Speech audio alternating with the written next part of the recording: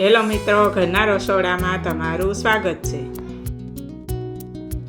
આજે આપણે એકદમ દાણેદાર એવો મોહનથાળની રેસીપી લઈને આવ્યા છે।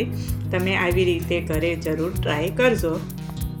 અહીં આપણે કરકરો ચણાનો લોટ 1 કિલો લીધો છે। તેમાં 50 ગ્રામ ઘી અને ગરમ દૂધ તેની ઉપર નાખીને આપણે પહેલાં ધાબું દઈ દઈશું। આપણે પહેલાં બરાબર મિક્સ કરીશું। આપણે મૂઠિયા વળે એવી રીતે આપણે ધાબું આપવાનું છે। હવે આપણે બરાબર મિક્સ થઈ ગયું છે તો તેને આપણે દબાવીને વ્યવસ્થિત 15 થી 20 મિનિટ સુધી તેને મૂકી દઈશું।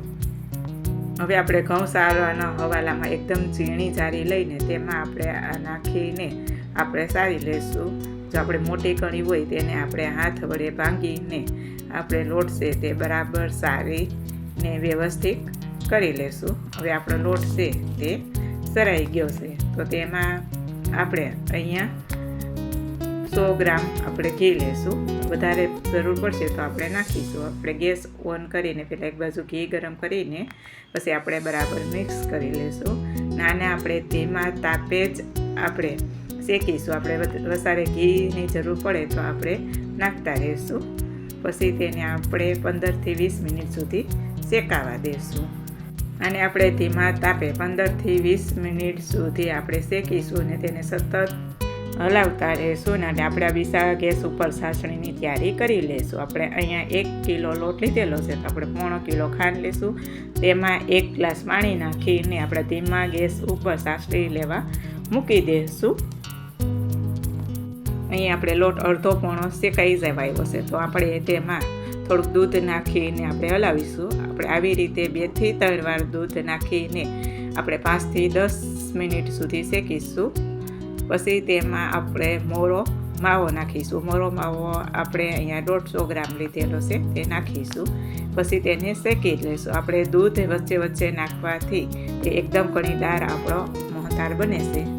અહીં આપણે મોહનથાળનો લોટ શેકાઈ ગયો છે, તમે જોઈ શકો છો એકદમ રતાશ પકડાય ત્યાં સુધી આપણે શેકવાનો છે। અહીં બીજી બાજુ આપણે ચાસણીમાં થોડો કલર નાખીને આપણે બરાબર મિક્સ કરીશું। પછી તેને તપાસીશું કે આપણી ચાસણી આવી ગઈ છે કે નહીં। આપણે 1 તારની ચાસણી લેશું। પછી તેને આપણે શેકેલા મોહનથાળમાં નાખીને આપણે બરાબર મિક્સ કરી લેશું। જ્યાં સુધી આપણી ચાસણી અને લોટ મિક્સ ન થાય ત્યાં સુધી આપણે સતત હલાવતા રહીશું। રેડી છે આપણો મોહનથાળ। અહીં આપણે એક મોટી થાળી લીધી છે તો તેમાં આપણે મોહનથાળ નાખીશું અને બરાબર આપણે તાવીથા વડે જ આપણે પાથરી લઈશું। તો મિત્રો, તમે આવી રીતે જરૂર ઘરે ટ્રાય કરજો। બહાર જેવો એકદમ પોસો અને દાણેદાર આપણો મોહનથાળ બનશે। ઉપર આપણે સારોલી નાખીને આપણે તાવીથા વડે આપણે બરાબર પાથરી લઈશું। પછી આપણે સાકા વડે આપણે નાની નાની ઢેફલી છે તે પાડી લઈશું ને પછી તેને આપણે 2 કલાક સુધી રાખીને પછી તેને આપણે ઢેફલા પાડીને આપણે એક ડબરામાં ભરી લઈશું। તો મિત્રો, તમે આવી રીતે ઘરે જરૂર ટ્રાય કરજો અને જો સારો લાગે તો કોમેન્ટ બોક્સમાં જરૂર જણાવજો। અમારો વિડીયો તમે પહેલી વાર જોતા હોય તો અમારી ચેનલને સબસ્ક્રાઈબ કરજો, લાઈક કરજો અને વધુમાં વધુ શેર કરજો। અને જો તમારે નવી કોઈ રેસીપી જોતી હોય તો કોમેન્ટ બોક્સમાં જરૂર જણાવજો। અમે એક નવો વિડીયો બનાવીને જરૂર મૂકીશું અને ફરી મળીશું આપણી નવી રેસીપી સાથે નવા વિડીયોમાં। અમારો વિડીયો અંત સુધી જોવા બદલ તમારો આભાર। જય શ્રી કૃષ્ણ। જો તમારા બાળકને વધુમાં વધુ પ્રેક્ટિસ ઘરે જ કરાવી છે અને ટ્યુશન રાખવું નથી તો તમે આવી રીતે બધા વિષયની તમારે જોઈતી હોય એવી વર્કશીટો અમે ઓર્ડર પ્રમાણે બનાવી આપીશું। તો અહીંયા અમારો નંબર આપેલો છે તેની ઉપર કોલ કરો।